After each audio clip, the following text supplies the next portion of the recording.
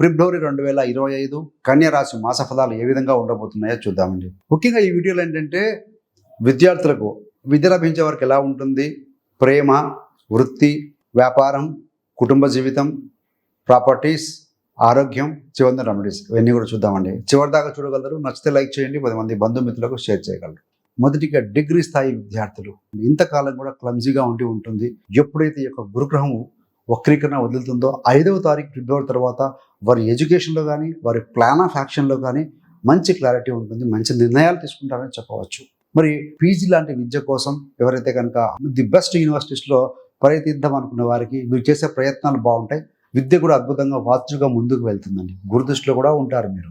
ఎప్పుడైతే కనుక ఈ యొక్క బుధగ్రహం 6వ స్థానంలోకి 12 ఫిబ్రవరి నుంచి వెళ్తుందో కొంత డీవియేటింగ్ ఆఫ్ మైండ్ ఉంటుంది. కాబట్టి మొదటి 2 వారాలు ఏ విధంగా ఉందో 3-4 వారాలు కూడా అదే రకంగా ముందుకు కొనసాగాలంటే మీ యొక్క ప్లాన్ ఆఫ్ యాక్షన్ ఉండాలి. కాంపిటేటివ్ ఎగ్జామ్స్ రాసే విద్యార్థులకు చాలా బాగుంది. శని 6లో ఉన్నాడు, పోరాట పటిమ డెఫినెట్గా బాగుంటుంది. మరి ప్రేమ విషయంలో చూస్తే బహదూరులో ఉన్న మీరు ఇష్టపడిన వ్యక్తులు ఎవరైనా ఉంటే మొదటి 2 వారాల లోపల కలుసుకోవటం కానీ, గిఫ్ట్లు ఇవ్వటం కానీ, కొంత ఖర్చు చేయడం కానీ ఇలాంటివి కనపడుతూ ఉన్నాయండి.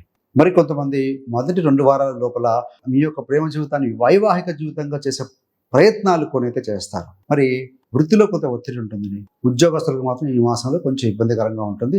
రాష్ట్రాధిపతి బుధుడు ఎప్పుడైతే కనుక 6వ స్థానానికి వెళ్తారో మళ్ళీ కాస్త పర్వాలేదన్నట్టుగా ఉంటుందండి.